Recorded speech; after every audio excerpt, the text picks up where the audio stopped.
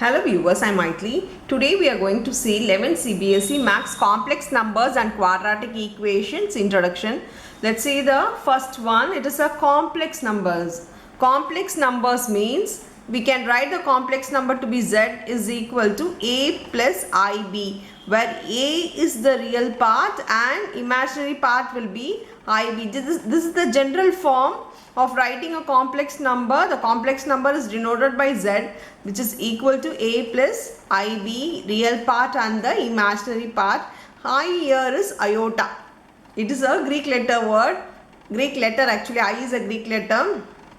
The word is iota, and I is equal to root of -1. We have never seen in a real numbers, we have not seen a negative sign inside a root, but in an imaginary way. That is why it is called an imaginary part. In an imaginary part, I is equal to root of -1. If it's I square, we know that squaring this root and square get cancelled, it becomes -1. That is root -1 into root -1. I square is multiplying root -1 into 2 times. If we multiply, root goes off and it becomes -1. The cube I cube will be I into I square, which is I into -1. That is I square, we know is -1 into I. This can be divided as I into I square. This becomes I into -1, which is equal to -I. If we take I power 4, which is equal to I square the whole square. Square into square will become 4. So I power 4 can be written as I square the whole square, which is equal to -1 the whole square, and it becomes plus. Now I power 5 equal to I power 4 into I. This becomes 1 into I will become I. So it goes on. I power 6 we can find. I power 7 we can find. I power 6 is nothing but -1. I power 7, I power 8, I power 9, again I power 10, like that it goes on. So we can easily find all the I powers. The only thing we need to remember at least 4, that is I square, I cube, I power 4. The rest we can calculate. We can easily calculate it. Now we'll go with modulus.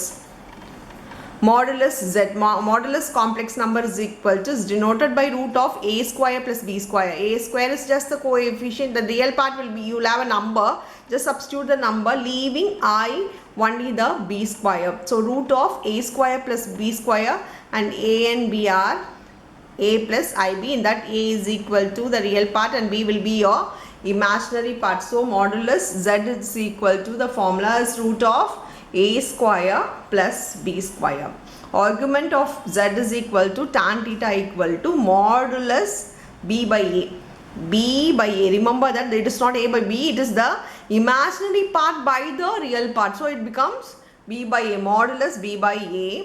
Theta, here for principal value we need to find value of theta. Here theta lies between minus pi to pi. For only principal value we need to remember this graph. That is, here we know that in a quadrant it is the first quadrant is plus plus, because here x-axis will plus and y-axis also plus. So plus plus, which we have learnt in 7th standard, we need to remember this now. Here negative, because of x-axis is negative here and y-axis is positive here, it is minus plus here in the second quadrant. In the third quadrant both are negative. Here x is also negative, y is also negative, so minus minus in the third quadrant, and in the fourth one it is plus values in the x-axis and negative values in the y-axis. So plus minus, if we see plus minus, it will be in the fourth quadrant. Also remember that from here the first quadrant is plus theta and the fourth quadrant is minus theta. Plus theta, minus theta. Here pi minus theta, here is also pi minus theta with the negative sign. The same way, theta is plus here and theta is minus here. Here is also pi minus theta, but positive here, negative here. If I take minus sign inside, I get theta minus pi. We can also remember in this way, but no problem. Keep it in your mind that here the second quadrant it is pi minus theta, and the third quadrant it is minus of pi minus theta. we'll go with the modulus property. The modulus property are modulus of z1 plus z2. Z is nothing but the complex number, or one complex number with the addition of second complex number in the modulus. Remember that if it is there inside a modulus of z1 plus z2 which is less than or equal to, it can't be equal to, it can be less than or equal to z1 modulus plus z2 modulus. So separate modulus, if we split up the modulus value, it will be less than the combination inside the modulus. So modulus z1 plus z2 is less than or equal to z1 modulus plus z2 modulus. If there is no modulus, if we just add, we know that they are equal. Z1 plus z2 is equal to just z1 plus z2. It will be equal if there is no modulus, but in the modulus, remember that it is if the combination is less than or equal to the separate modulus. The same way in this minus sign, it is opposite. For minus, z1 minus z2 modulus is greater than or equal to, here it is less for addition, but for minus it is greater than or equal to z1 modulus minus z2 modulus.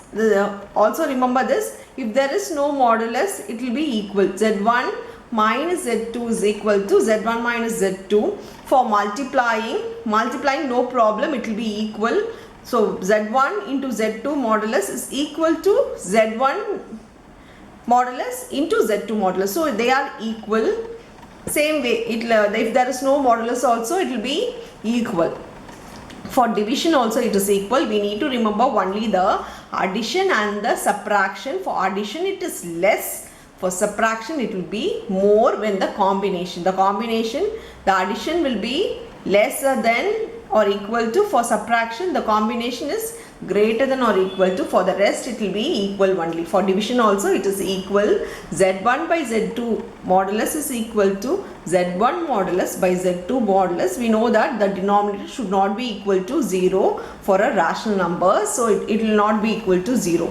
The same way, if there is no modulus also, they will be equal. Z1 by Z2 is equal to Z1 by Z2. So we know that denominator should not be equal, and without modulus or with modulus they are equal for multiplying and division.